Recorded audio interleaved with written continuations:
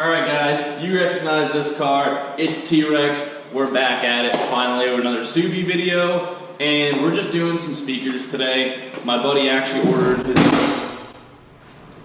That's a ghost. That scares the shit out of me. Alright, so he ordered an intake a couple days ago. It was supposed to come in today and it didn't. So that's postponed until tomorrow, unfortunately. But we still have the speaker installed to bring you guys, so you have some entertainment to watch while you're taking a shit. So sit back, relax, enjoy. I hope you like the video. Like, share, subscribe, all that jazz, and we're gonna get into it. Alright guys, so we're gonna start by removing this door panel. This is a one beer job, because if it takes more than one beer to install speakers, you kinda have a problem. Alright.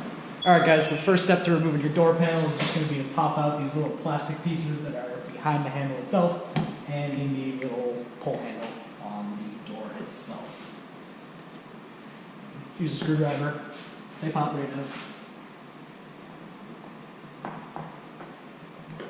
And just set those off to the side because... Alright, so the next step after you get those removed is just removing the two screws without the hotel screwdriver.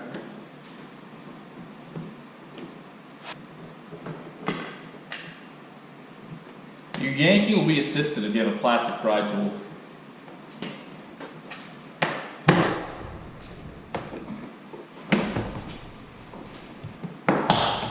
There we go.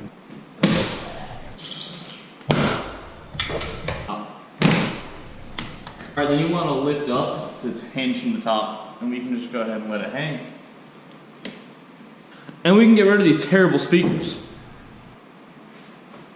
These guys are Phillips head screws, so we're going to grab our drill so we can unscrew it. Or you can use a screwdriver. I'm already almost done. Well, who wants to not use power tools? You can use a screwdriver. Thank you.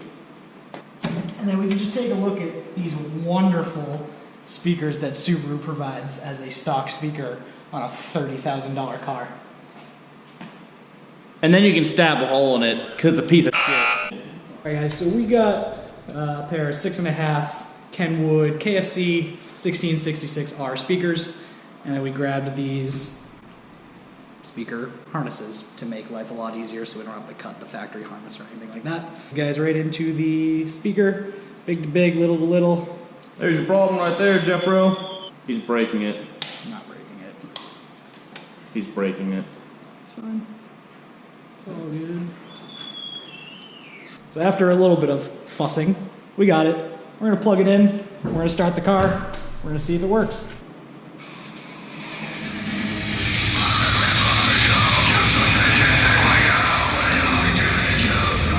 And there we go.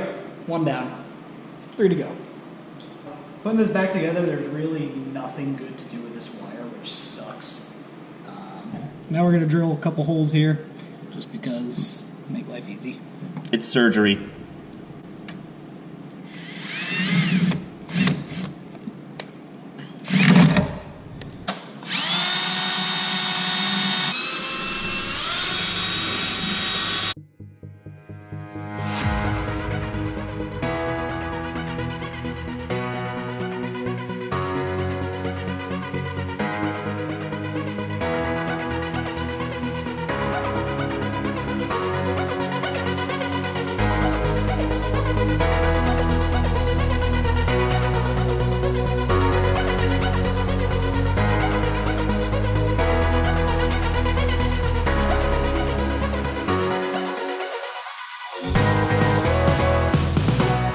Alright guys, we just finished the speaker job. It is currently like 12 o'clock at night. I'm exhausted because I've been up since about 4:30. He's been up since about 8. And we're out of projects until tomorrow when the intake comes in. So catch us then, we'll be back. Alright guys, we're back. It is the next day. FedEx came through and brought T-Wrx's cold air intake. It's from AEM, and we're gonna throw this bad guy on and finally give T-Wrx some well-needed TLC. All right, guys, so this intake's gonna be a one beer job, nice and easy. Tools required: 3/8 ratchet with a 10mm, flathead screwdriver, a pair of dikes, and 4mm hex key. Alright, our first step is to remove this air dam.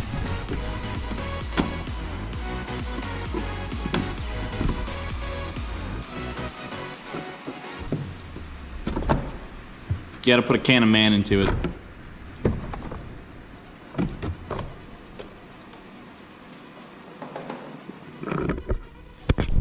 Alright, step 2 is gonna be to disconnect your Maf sensor.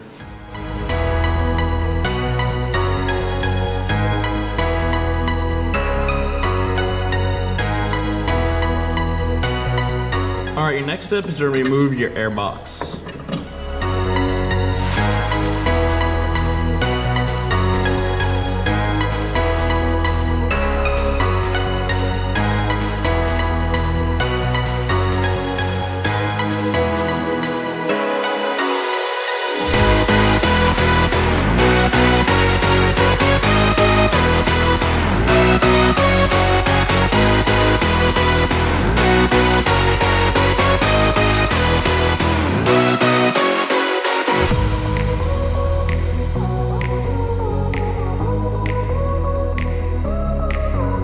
We're going to separate part of the air hose from the lower part of the air hose to make it a lot easier to get to.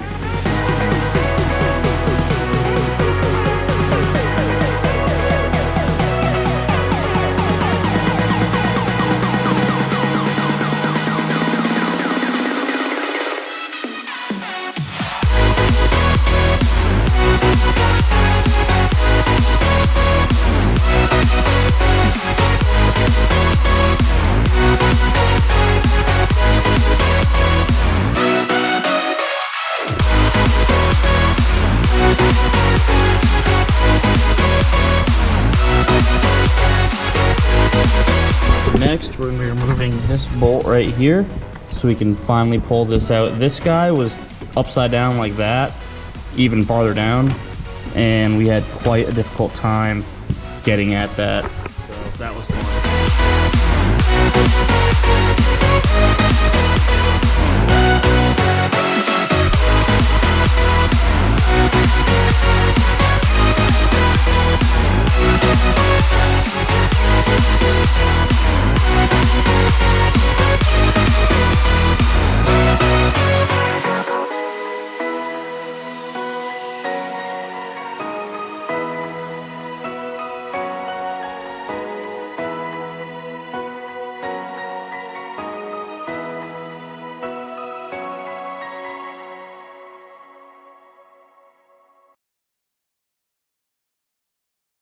Alright, our next step is to remove our Maf sensor and install it into our new air pipe.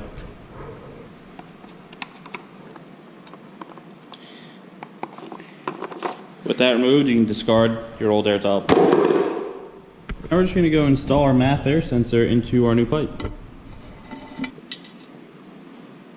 You're going to use a size minuscule Allen key to do this. Or if you're a normal person, you call it a 4mm.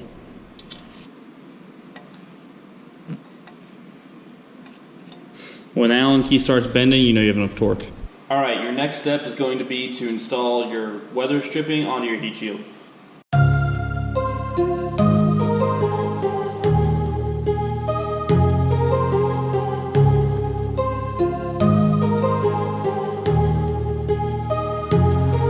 My heart rages around like an ocean in my head. Alright, so once you do that, you're going to want to leave about an inch of space from where this mounts to the body. That way it's got enough clearance.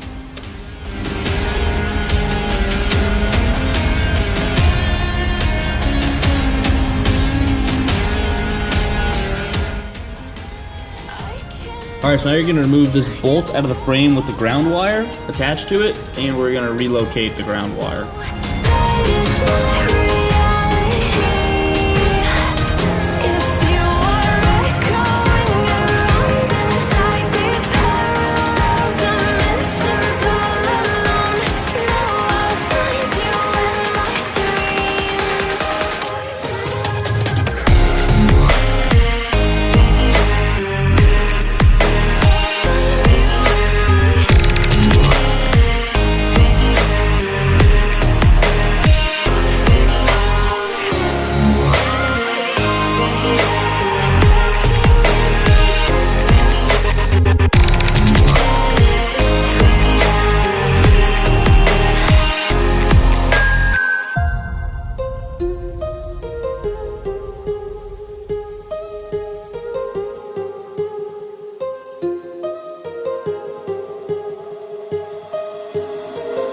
My heart rages around like an ocean in my head.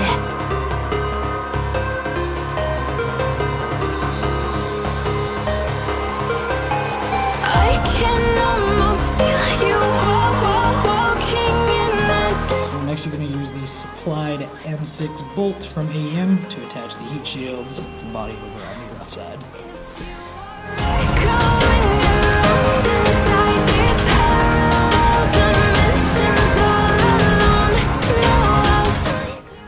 Alright, so now we're going to tighten the final 2 bolts to finish installing the heat shield.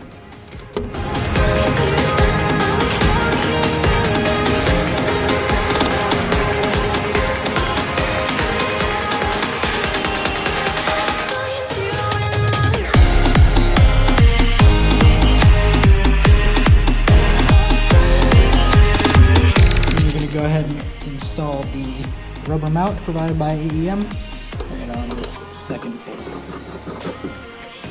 Alright, next step's going to be to install our AEM air hose.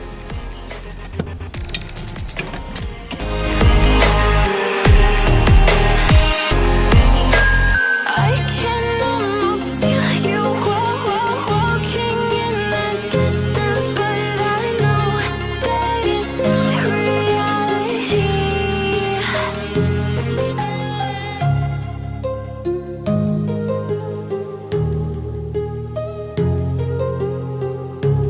Alright, our next step is going to be to use our Maf extension and then connect our Maf sensor. You want to go around the tube.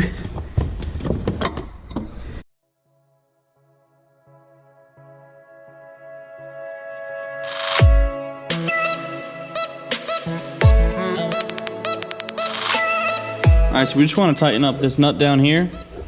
And then we're going to put another nut up here that's supplied by AEM, and that's going to secure our air hose into our engine bay.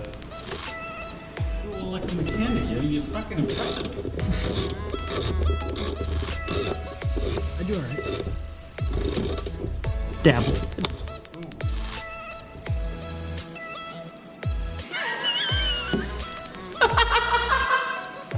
Why?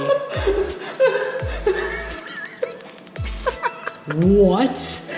Did the whole thing break? Yeah, you just snapped it.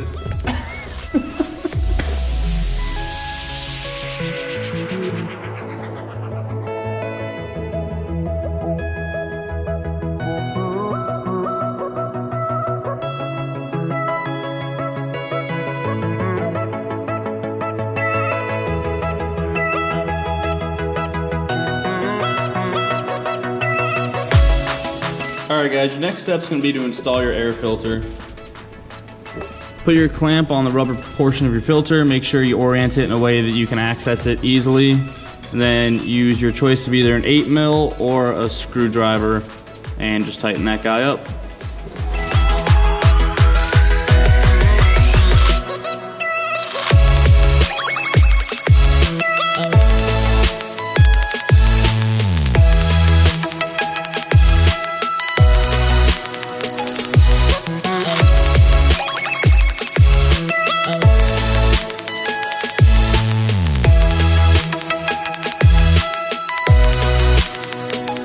Alright, now we can go ahead and reinstall our air dam.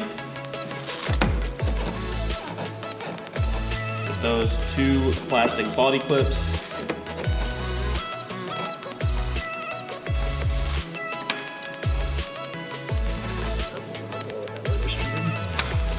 And with that, our installation is completed. We can start the SUI back up and we can see how it sounds.